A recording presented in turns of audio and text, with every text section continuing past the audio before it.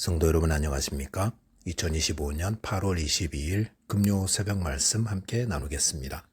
함께 나누실 하나님 말씀은 스가랴 14장 12절에서 21절까지입니다. 본문은 스가랴서의 마지막 부분이며 여호와의 날에 있을 심판과 구원에 대한 말씀이 기록되어 있습니다.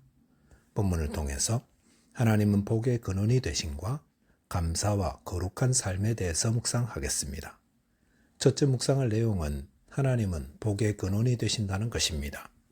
본문 12절에 보시면 예루살렘을 친 모든 백성에게 여호와께서 내리실 재앙은 이러하니 곧 섰을 때에 그들의 살이 썩으며 그들의 눈동자가 눈구멍 속에서 썩으며 그들의 혀가 입속에서 썩을 것이며 라고 하였습니다.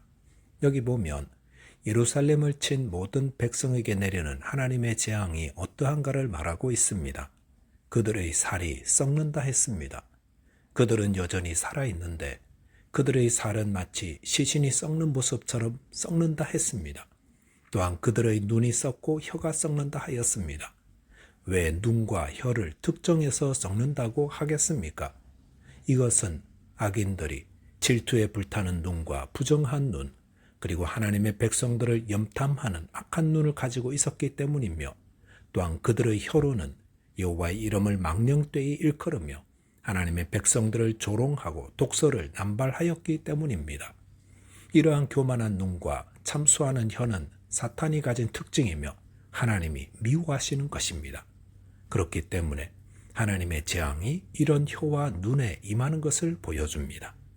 성도들의 눈과 혀는 어떠해야 합니까? 성도의 눈은 형제의 연약함과 선한 것을 보아야 하며 성도의 혀로는 어려움 당한 이웃을 위로하고 격려하며 평화를 만들어내어야 합니다.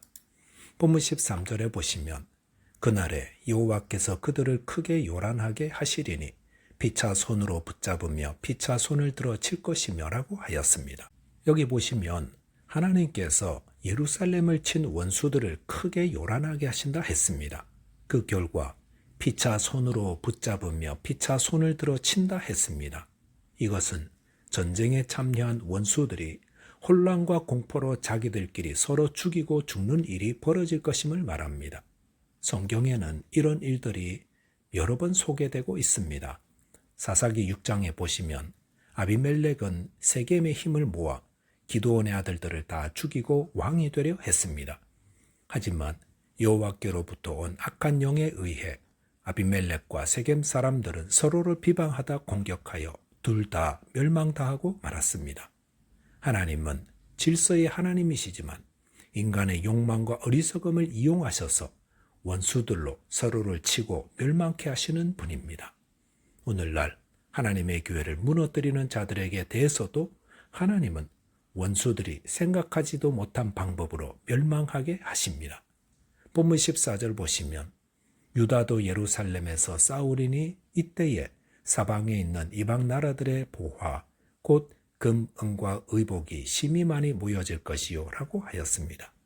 여기 보면 하나님께서 열국의 백성들로 피차에 싸우게 만드실 때에 유다 즉 이스라엘 백성들도 용기를 내어 예루살렘을 침공한 대적들과 싸우게 될 것임을 말합니다. 그리고 그 결과는 수많은 전리품을 거두는 큰 승리를 얻게 된다 했습니다. 이것은 주님의 교회가 얻게 될 완전한 승리를 보여주고 있습니다. 본문 15절 보시면 또 말과 노새와 낙타와 나귀와 그 진에 있는 모든 가축에게 미칠 재앙도 그 재앙과 같으리라 하였습니다. 하나님의 백성들을 치러 온 원수들에게 임한 재앙은 사람들에게만 퍼진 것이 아니라 그들이 타고 온 말과 노새와 낙타와 나귀와 모든 가축에게 미친다 했습니다. 예루살렘을 친 원수들은 어떤 재앙을 맞는다 했습니까? 그들의 몸은 살이 썩고 눈과 혀는 썩는 재앙을 받게 될 것입니다. 또한 그들의 이웃과 친구는 서로 믿고 협력하던 사이였지만 서로 미워하며 다투며 망하게 됩니다. 그리고 그들이 가진 재산은 다 노략당하고 그들에게 임한 재앙은 그들의 가축과 삶 전체로 퍼지게 된다 했습니다. 이것은 신명기 28장에 소개되는 성읍에서도 저주를 받고 들에서도 저주를 받고 집안에 들어와 광주리와 떡반죽 그릇이 저주를 받고 몸의 소생과 토산의 소상과 가축들도 다 저주를 받는, 들어와도 저주를 받고 나가도 저주를 받는 모습입니다. 이것은 복의 근원 되신 하나님을 대적한 결과입니다. 저와 여러분이 복의 근원 되신 하나님을 섬기며 복된 삶 누리게 되시기 바라겠습니다. 둘째로 묵상할 내용은 성도는 감사와 거룩한 삶을 살아야 한다는 것입니다. 본문 16절에 보시면 예루살렘을 치러 왔던 이방 나라들 중에 남은 자가 해마다 올라와서 그 왕 만군의 여호와께 경배하며 초막절을 지킬 것이라 하였습니다. 여기 보면 예루살렘을 치다가 하나님의 재앙으로 진멸당한 열국의 백성들 가운데에 남은 자가 있을 것이라 했습니다. 그리고 그 남은 자가 해마다 예루살렘에 올라와 만군의 여호와께 경배하며 초막절을 지킨다 했습니다.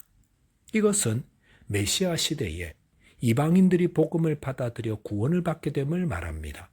초막절을 지키는 것은 이스라엘 백성들이 약속의 땅인 가나안 땅에 정착한 이후에 하나님의 보호하심과 은혜를 감사하며 지키는 신앙의 행위입니다.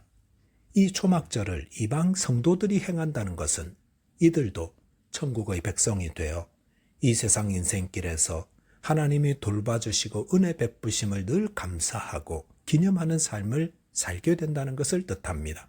본문 17절에 보시면 땅에 있는 족속들 중에 그 왕 만군의 여호와께 경배하러 예루살렘에 올라가지 아니하는 자들에게는 비를 내리지 아니하실 것인즉이라 하였습니다. 이것은 성도들이 늘 하나님께 받은 은혜를 감사하는 자 되어야 함을 말합니다. 하나님은 저희에게 해를 비추시고 은혜의 비를 내려주셔서 풍성한 수확을 거두게 하시는 분입니다. 그런데 이 은혜를 잊어버리는 자에게는 비를 내리지 않으신다 했습니다. 이것은 감사할 조건을 박탈하시겠다는 의미입니다.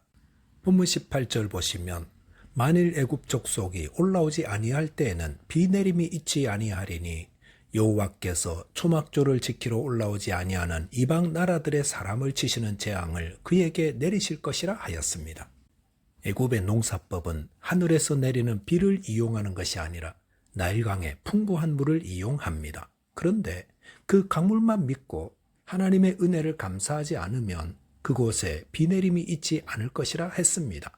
그리고 하늘에서 비가 내리지 않으면 그 나일강도 언젠가는 말라버리게 될 것입니다. 하나님은 초막절을 지키며 하나님께 감사하지 않는 자들에게는 재앙을 내리신다 했습니다. 그런데 어떤 재앙이라 했습니까? 예루살렘을 침공한 자들에게 임하는 재앙을 내리실 것이라 했습니다. 이것은 하나님께 받은 은혜를 감사하는 적극적 선을 행하지 않는 것은 결과적으로 예루살렘을 치는 악과 불의를 행하는 자와 동일한 심판을 받게 됨을 말합니다.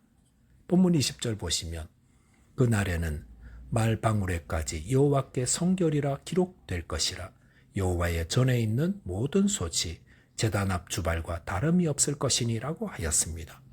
여기서 말방울은 사람들이 일상에서 가까이 보는 말 장신구입니다. 그런데 거기에 대제사장의 관에 새겨진 것과 똑같은 여호와께 성결이라는 글씨가 새겨진다는 것은 그리스도께서 임하심으로 세워지는 하나님 나라에서는 가장 평범한 물건, 즉 성도의 일상의 삶까지도 거룩하게 된다는 말입니다. 본문 21절 보시면 예루살렘과 유다의 모든 소치 만군의 여호와의 성물이 될 것인즉이라 했습니다.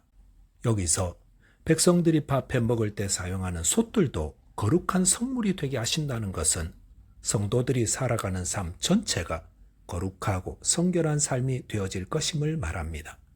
21절 후반절 보시면 그날에는 만군의 여호와의 전에 가나안 사람이 다시 있지 아니하리라 하시니라 하였습니다. 여기서 가나안 사람이란 하나님을 섬기지 않는 부정하고 가증한 사람들입니다.